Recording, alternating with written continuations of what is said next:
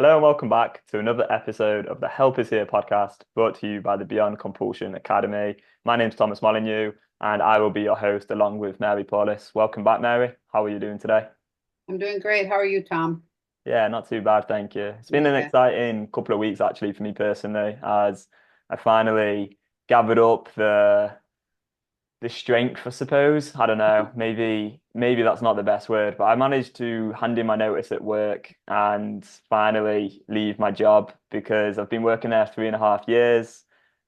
Sort of worked up my way from a content creator into a marketing role, into a business development role. And yeah, I'd kind of been putting it off for a long time. I'd already reduced my hours to work on the stuff with you.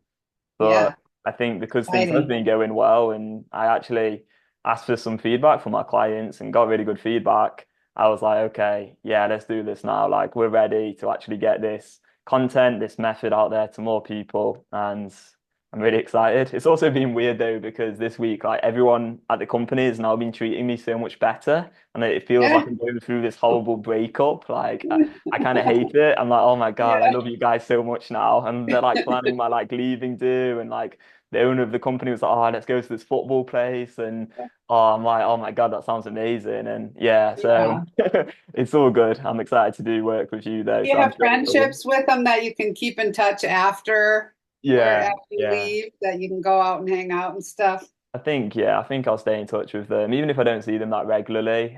Because we've been working remotely and they're not in the same city as me, I don't see them that often. But they're a nice bunch of people. They're good people, they're honest people, and they really care about the world and the environment. So I'm sure I will stay in touch. It's obviously been really hard to leave, but I feel like what we're doing, it's just got to be done now. Like this Yeah. method has just like changed my life so much, and I'm so passionate about it. And I love talking with clients and doing these podcasts. So yeah, just going all in because if I don't do it now, when will I do it? So yeah, Right. we'll That's see right. what happens. Congratulations. It's a big step. Well, definitely won't be here without you. So thank you as always. But yeah, today we'll talk about the normalization of addiction. And Yeah.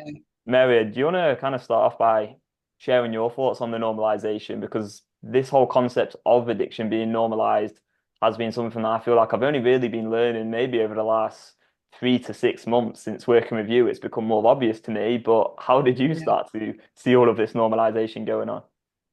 Well, I guess, I it's kind of like was like twofold with, working with food compulsion for so long, working with, the obesity epidemic and seeing how the diet exercise, craze, healthy eating craze was really working against the people that I worked with food compulsion because it's the wrong approach to trying to solve their problem, but then and actually made it worse, on so many levels. But then I start to notice like this other layer of normalizing where people talk about eating out of control as like a normal thing that happens to everybody.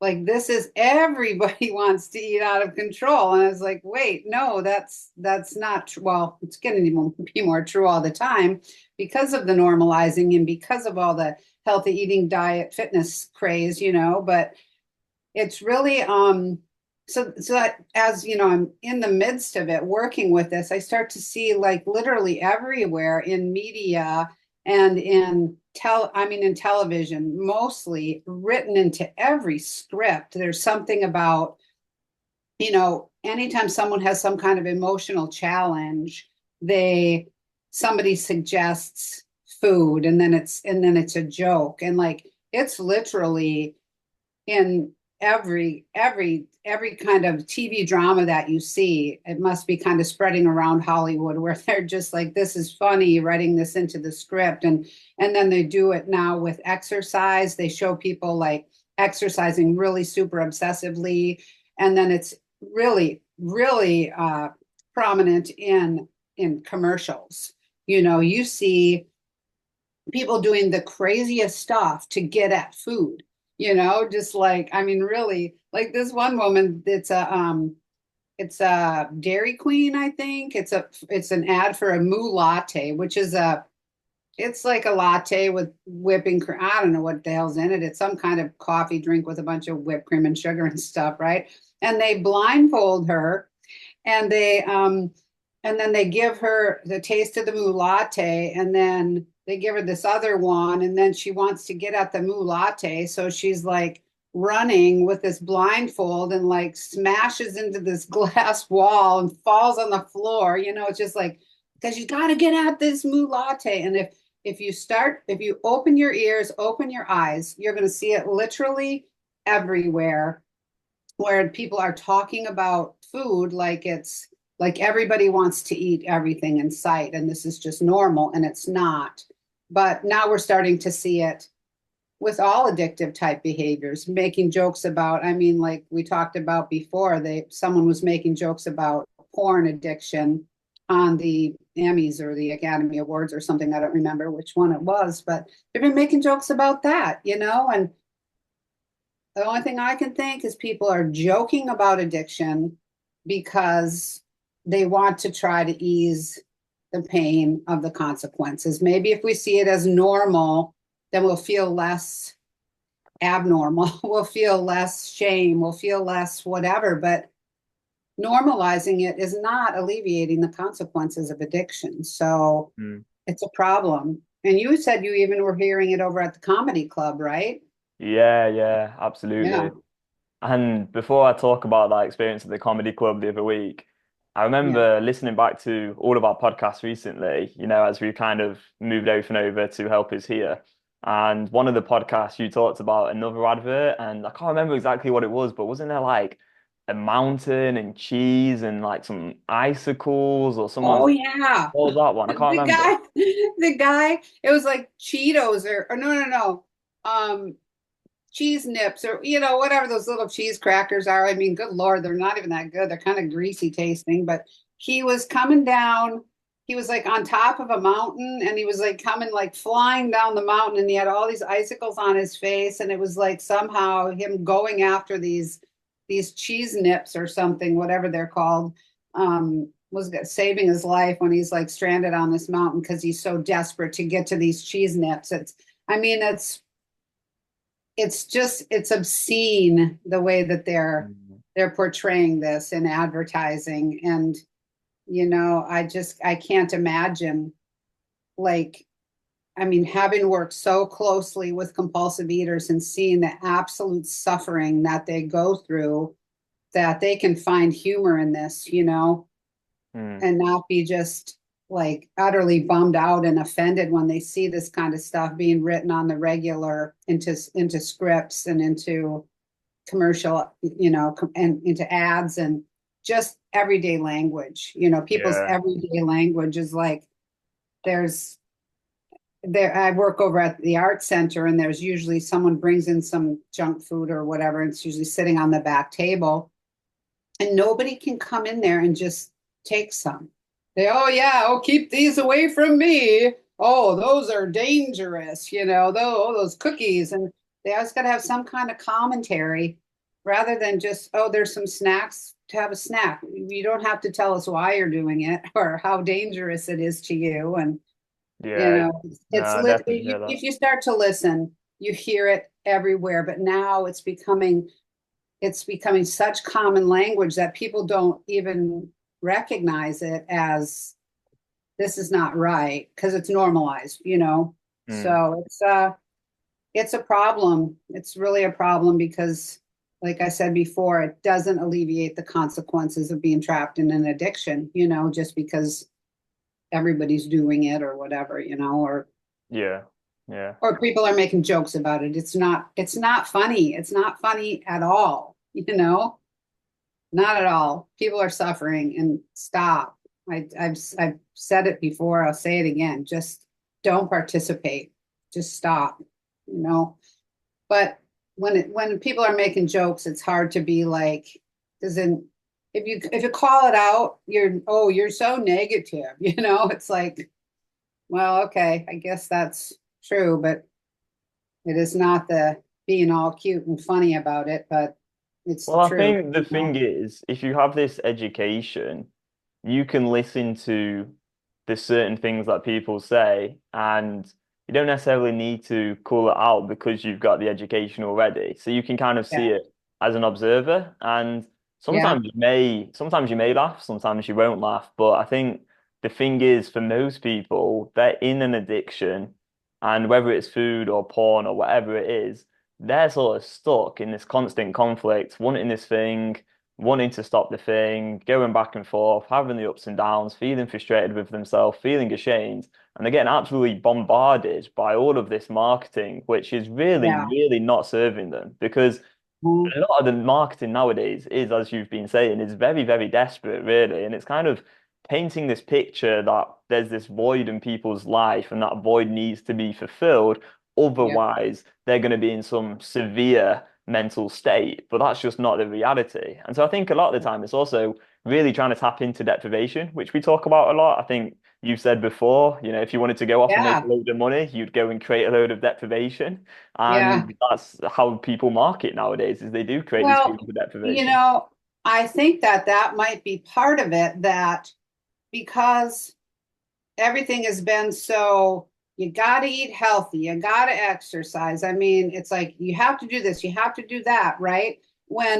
And so then maybe people feel like, oh my God, I can't have a cookie because I got to eat healthy, And and so then they feel like that. So then they got to come up with these reasons, I'm doing it because some guy cut me off in traffic. I had this stressful day. I'm feeling anxious about this. This is why I'm eating everything in sight or whatever it is. This is why I'm acting in a compulsive way or an addictive way because this thing happened or whatever, when I think maybe part of this whole, craze to be healthy, is creating the feelings of deprivation. So people are like, oh God, I have to come up with a reason that I'm gonna, not eat healthy or whatever. It's like, to me, eating healthy, focusing on healthy eating all the time and being crazed about exercise and fitness that's not reasonable behavior. That's obsessive behavior. Hmm. But then in the script writing, they start to make fun of the obsession as well.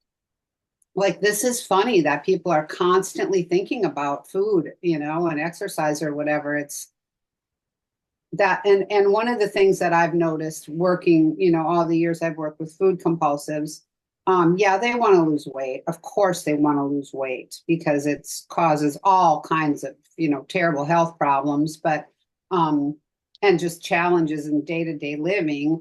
But most of them, like all of our other people, especially like the porn guys, is like they want peace of mind. And now the screenwriters and stuff, they're starting to make fun of the obsession. Like, being obsessed is funny, like the mulate lady who runs into the wall. It's like they're obsessed, and that's not funny. I mean, I just keep saying it, it's not funny. And you were saying, sometimes you're going to laugh when people make these comments, but what I do when I hear it, I don't call people out because I know that's kind of a dead end, but I don't feed it. I don't laugh. I don't acknowledge it. I mean, sometimes maybe I'll just say, well, yeah, just have a cookie, go ahead. Those are up for grabs, but I don't feed it. And I've kind of learned that arguing with people isn't helpful, especially in the moment. And maybe we can get that education across in a podcast, and maybe some people will stop feeding it, because they'll tell you what, it's not helping children. Um, I don't want to go on too much, but it makes me think of this client I had who was like, she was like uber healthy yoga mom who just like did yoga, eating healthy all the time, fitness, fitness, fitness, fitness, fitness, right? So she tells me that, and of course she's food obsessed anyway, just hanging on by a thread. So she was seeing me. But she took her daughter to a birthday party where they had cake, and they were cutting the cake and passing the cake around. And her daughter was 11, and she thought, oh, she's going to get to have this cake. And she drooled on the table. So, like, it's going to scar this kid for life. You know, this kid's going to grow up into a food compulsive, probably bulimic, anorexic, or something, you know, because mom is so obsessed with healthy eating, you know. And so this poor kid, like in front of all her little friends, drools on the table because she's going to get a piece of cake. You know, it's a sad situation, but it's really important to get that education out there that food obsession is not normal. It's Yeah, not normal at all. I think the problem is that because we do have all this messaging and it's in films and TV and just everywhere nowadays, it's like it's hard to kind of step away from that and see that most of what's going on is just addiction and like there's just so much more to life Yeah, than consuming stuff, whether it yeah, is food, porn, video games, social media, whatever it is. We're just living this life nowadays, like most people, where it is just consume, consume, consume. And yeah, it's like there's so much more. Like you got connection with like real people, like actually having a conversation with someone, understanding them, listening to them properly, and listening seems to be this dying art form nowadays. Like people just don't yeah, seem to really listen very well.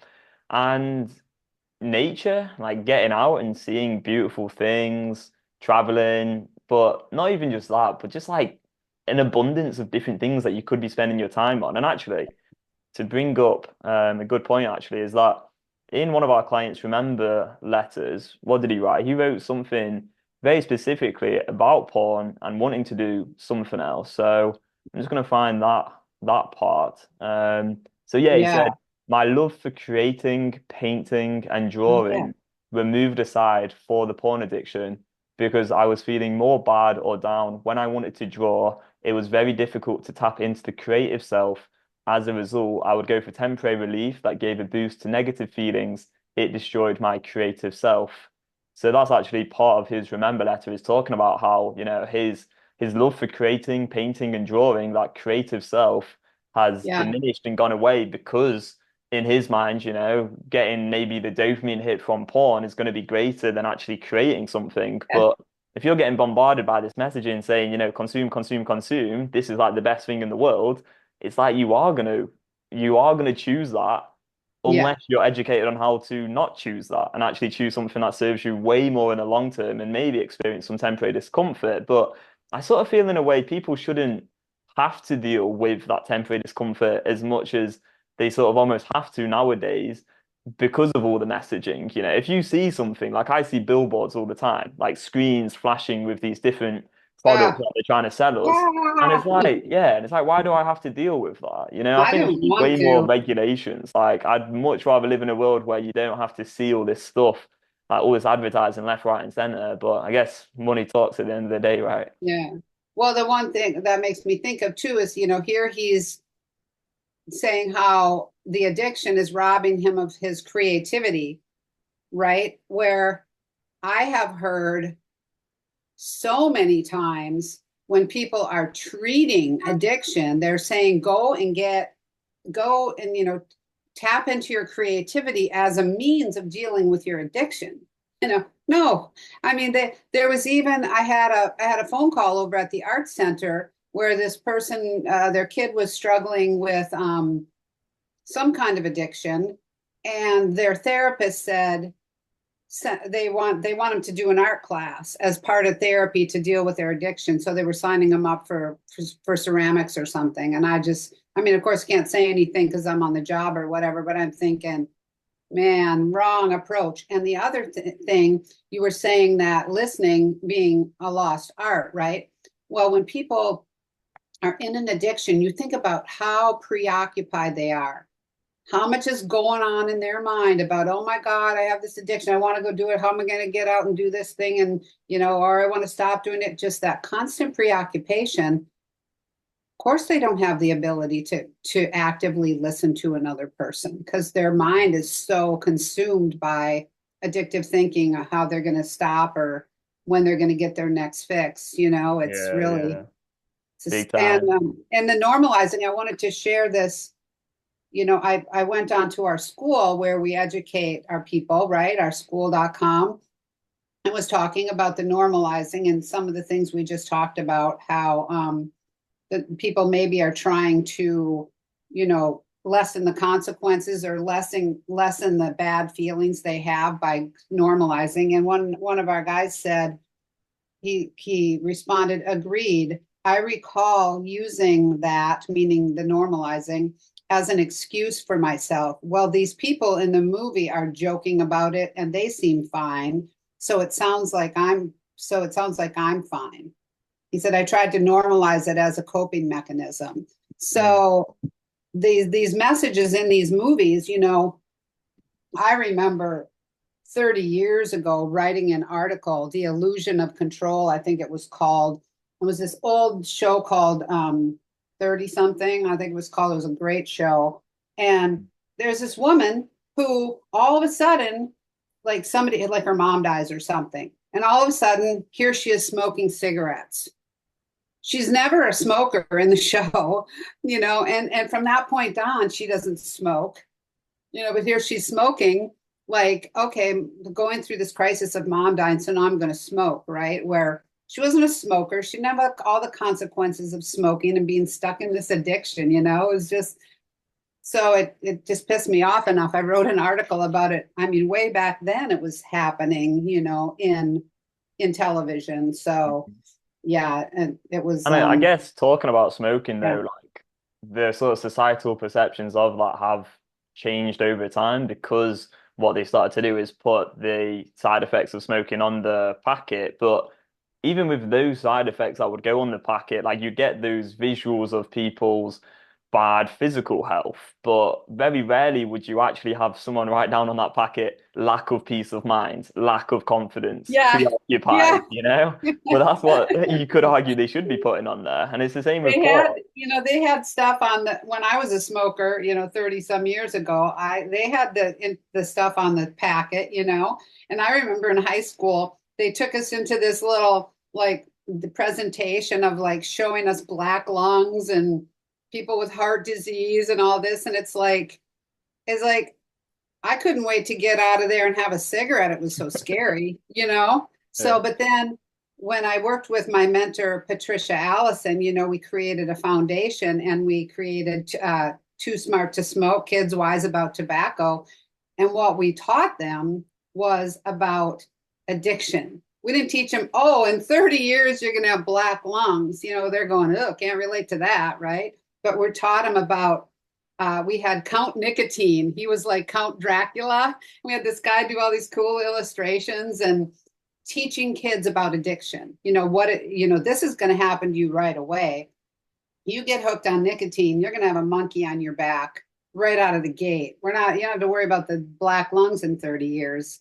You're Yeah. going to be like, because I can remember trying to hide my cigarettes when I was a teenager, trying to get out and smoke and just like having that craving all the time. And like, we used to put them in our socks, put our cigarettes in the pack of cigarettes in our sock and then pull our pants leg down. We had the big bell bottoms, which are not back in style, but when I was a teenager, bell bottoms were in style. So yeah, but that craving and having that, being stuck in that addiction, that happens right away, Yeah. and I think then people can relate to that. You take that first one, you're gonna be an addict. And what does that mean? Mm. Yeah. So yeah, And interesting stuff. talking about the normalization, I've got a couple more points. So, Yeah. first of all, another client, a different person to the one you just mentioned, wrote in school because we have like a way in which people share their junky thinking, and we created a video in school. And he mentioned, one of his junky thoughts was this was around porn addiction in particular, was you are single, it's normal, as if because you're single and you don't have a girlfriend, it's therefore normal to Yeah. engage with porn. And it's like, again, it just denies the reality of those consequences and denies the Yeah. reality of addiction that, okay, maybe it is normalized throughout society. Maybe everyone does it. If everyone's jumping off a cliff, do you go jump off a cliff? Like, Yeah. only you will know how bad the consequences are for you. And it's just so, so important to make your own choice instead of following the sheep and do what everyone else is doing when Yeah. that clearly isn't working. Yeah, it's not, whether it's normal or not, whether all the guys that don't have relationships are using porn. I mean, and I responded to that guy in school or somewhere in the WhatsApp somewhere. It's like, so, probably, I don't know, 2/3 of our guys are not single, Hmm. and they had, or when they weren't single, they had horrible consequences of being in a porn addiction, even when they were in a relationship, and it would ruin their relationships, or they couldn't get in a relationship that was sustainable because of the porn addiction. So it really has nothing to do with being single or being in a partnership. The Yeah. consequences, they're worse when you're in a relationship because you're actually harming somebody else as well. I mean, Yeah. I've so many of the guys have talked about how they've made their partners feel when the partners find out that they're using porn. I mean, we've heard that many times, Yeah. so Yeah. really Well, doesn't have to be with being single. I don't know about necessarily worse, but I would agree that you are having a more negative impact, I suppose, on the world as a whole, because then you're impacting your own Yeah, life and someone else's life. So yeah, that is yeah, true. And actually, the and remember different. letter, which you said you was going to like print off today when you go to the art center. In that one, you've not read it yet, but I read that today and only a few hours ago. And actually, in that remember letter, that client also talks quite a lot about his relationship. And one of his reasons to choose to stop engaging and join our program recently is because he's doing that for his relationship. And I think that is quite common actually amongst our clients is It people, is. they're kind of on the fringes of a divorce, even quite a lot of the guys we talk to. And that's how, much this is actually impacting their life. So yeah, Yeah, single, not single, normalized, not normalized. You gotta just choose to stop. If you want peace of mind, I mean, you don't have to choose to stop. You can continue engaging, but yeah, I'm sure if you're listening to this right now, then you probably don't want to continue engaging. On that yeah. point, the other thing I wanted to mention is yeah, the comedy club because it was a funny night to be honest. It was me and my girlfriend just sat there. It's the first time going to comedy, a place called Frog and Bucket in Manchester, and it wasn't too expensive, and it was just like a good vibe, and everyone's quite happy. But the thing that stood out to me is the amount of talk about addiction was incredible to the point that my girlfriend's looking at me every like 10 minutes, like giving me this look like, oh my God, here they go again. And Yeah, she's not really bought into the beyond compulsion method. She knows very, very little about it. All she really knows yeah, at this point is I work in addiction recovery. But yeah, she was so aware of how these different comedians, different ones as well, just kept on bringing up different themes of addiction. So one example was this guy who was talking about how he used to take drugs quite a lot and now he doesn't take drugs, but then he kept on hinting towards the audience, like, if anyone's got any drugs here, I want some. But he was making yeah. jokes about it. And, I get that he was joking, but there was also a bit of desperation there. Because I remember him also then talking about going to the gym a lot. And obviously, we talk about substitution and how people do that. And he was saying that he'd been trying to go to the gym a lot. And then he really got into pre-workout, which is what people take before they go to the gym. But then he was saying, Right. and he was making a joke out of this again, but I completely think he was actually being like truthful here when he said it, just the way he said it. He said, he doesn't actually go to the gym much. Now what he does is he just takes the pre-workout for the gym and then lounges about watching Netflix. That's literally what he said. So it was quite a funny joke in a way, but it's Mhm. also like a very, very sad reality if he is serious Yeah, in an addiction right now, taking pre-workout for the gym and then just sitting around watching Netflix. And yeah, he just didn't stop talking about drugs basically the whole act, one way or another, a lot of substitution going on, and yeah. clearly wouldn't have had any clue about the sort of stuff that we teach. And then he was talking about his wife as well, and he was saying how his wife goes to Weight Watchers and she's there in the kitchen, like measuring out different grams of the amount of crisps she's Oh gonna have, God. and it's like, oh yeah, I realized that 30 grams of crisps isn't a lot. And it's like, oh my God, like, geez, it's just, that's the I would reality of just lose addiction, my though. mind. I'd be pounding my head against the wall. So Yeah. something on Weight Watchers. Weight Watchers has been around forever and ever, and they have billions of clients or millions of clients, whatever. They have basically milled out compulsive eaters.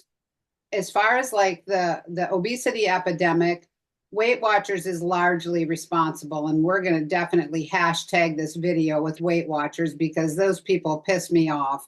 Because you know what they're doing now? Now they went on with Oprah and they had this whole thing about oh, we've decided now that diets don't work. Our diet doesn't work. So now they're selling whatever the shot is everybody's taking now Really? for weight loss. And Wow. now they're selling that.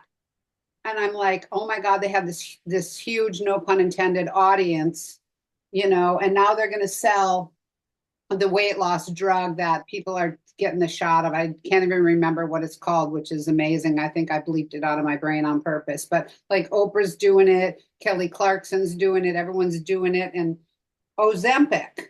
That's Yeah. what it's called because they have a thing. It's called Ozempic face because people lose weight so fast taking this shot that their cheeks get kind of caved in, so they're calling it Ozempic face. But whatever it's meant, it was a diabetes drug, but now like everybody's taking it, and it's but the whole point system where, like you say, his wife is in the kitchen weighing, where they weigh their food or they assign point values and whatever. That is just a setup. It's a setup for deprivation thinking. I've had all my points, now I can't have any more. And in a way, it's so childish, but so many of my people would tell me they would save their Weight Watchers points to binge Yeah. because they have this desire to eat beyond what is reasonable. So they would like starve themselves and then they'd take all their points and eat it in one sitting. Mm. I mean, talk about intermittently reinforcing the addictive behavior. My God, Yeah. but Kind of yeah, Weight reminds Watchers me. can take credit for the obesity epidemic in a major way. So yeah, Yeah, it kind of reminds me a bit of the no fat streaks as well, like all of these sort of metrics and ideas that you're making progress when if you're not actually changing the thought processes, if you're not changing those addictive neural pathways, no lasting change is going to take place. And that's the most essential thing here about all of these different strategies and tools and techniques and quick hacks. None of them are going to work if you don't actually change those thought patterns, if you don't change those neural pathways. And I think I was speaking to a guy over the weekend actually who's taken our program and is doing really well at the moment. And he said one day in the future he might come on the podcast and that'd be awesome. And he was saying that, he tried a lot of the different sort of tools and techniques, no fat streaks, and he'd been in the addiction for many, many years. And he was just completely bought into the idea of changing neural pathways. And now he's creating scripts for different areas of his life as well. nice. And I think the key thing with him is that he'd been trying to do things in the past where it was just like these strategic hacks and he tried so many different things, but until meeting us, he hadn't actually found a way to change those real neural pathways, those addictive neural pathways. And I think I was going to make another point here, but it's gone out of my mind. So I'll go back to you, Yeah. Mary. Anything else to add? Well, Back to me. and also, if you think about the neural pathways, when people are doing these diets or these no fap streaks or whatever, they are strengthening neural pathways of intermittent reinforcement. They're teaching the addictive part of their mind that just hang on, hang on, hang on, hang on, hang on. I'm going to give in eventually, and they're changing the neural pathways in a very detrimental way rather Yeah. than being able to get through it and make a choice that serves their long-term health, happiness, and peace of mind in the moment. Yeah. I So mean, when yeah, I was in the porn addiction, that was the thing is you can do the no fap streaks and you can have success in them, but when you realize that that is a short-term solution and that you're not actually really changing the brain, then well, it it just doesn't make also sense. that that depends on what you consider a success. Because if you look at all the diet stuff out there, people go on a diet I'm going to do this thing for 2, 3 months and I'm going to lose this much weight. Oh, look at how successful I was. You take the porn. Oh, I haven't used porn for 3 months, but then you do because then the desire comes back and you have no idea how to deal with it. Then you give in. And then that's like I talk about in my article, I brought sad food, which is on my website, that people, every diet they go on, they gain the weight back with interest. And if you think about how the guys, with the no fap streaks, they hold on, hold on, hold on, and then they give in, and then they just go balls out, no pun intended, right? Just they're using it all the time. They want to do it all the time. They're doing 3, 4 times a day, edging, all the, all Yeah. that stuff. It's like it's maybe success in that people aren't eating compulsively for 3 months or not using porn for 3 months, but they're not accomplishing anything. They're Yeah, making yeah. it worse. Yeah. Yeah, it's a bit like the analogy that I shared in the program today about the fire. I don't know if you read that yet. Yes, I did. Yep. Did you? Yeah, cool. I put a Yeah, heart on it. did you? Oh, love that. Thanks, Mary. Yeah. But yeah, I with loved it. yeah, the fire analogy. I just woke up and A good one. I was just making my coffee, and that idea just came to me. And I was like, I'm gonna write about this actually. Sometimes I just like having my coffee, sitting down on my laptop, and just like writing stuff. I Yeah. don't quite enjoy doing that. But anyway, yeah, I was just thinking how when you're in the addiction, it's like you've got this fire burning and it's going away, and maybe it's getting bigger and bigger. Like it's just a big fire. It's outside, a massive fire. It's going on and on and on. And what people do is, maybe they're trying to just run away from it or put it out in ineffective ways, and the fire's just still there. And eventually, maybe, yeah, you run off and you escape it, you distract yourself, you maybe do some meditation or you hit the gym Yeah. or you do self-improvement, whatever it is. It's like you get away from the fire. Okay, temporary solution. The fire's not gone, the fire's still there, the addiction neural pathways are still there. Now, the alternative and what we teach is it's basically you have two options. You either pour water on this fire, you either actually weaken the addictive neural pathways or change the addictive neural pathways, I should say, or you continue to strengthen them and you pour gasoline on the fire. And it's like there literally is water or gasoline. When that Yeah. fire is burning, there's two options. And I Yeah. think what you got to realize is you need a way of changing those neural pathways. You need a way of Yeah. consistently pouring water on the fire in the right way so that this fire can actually die down entirely, where you have Yes. no flickering embers left. There's literally no fire left. And I think with all this like normalization, it's like, okay, it's almost like this fire is just continuing to simmer and you're getting all this bullshit out there just marketed Yeah. to you every single day, just feeding this fire with a little bit of gasoline. And what you need is somebody or just like this education to just kind of Yes. go, okay, all of that's bullshit. Like I'm just gonna pour a bit more water on, and Yeah. you kind of manage to get rid of this fire eventually. Or But teach people, if you put gas on a fire, it makes it go.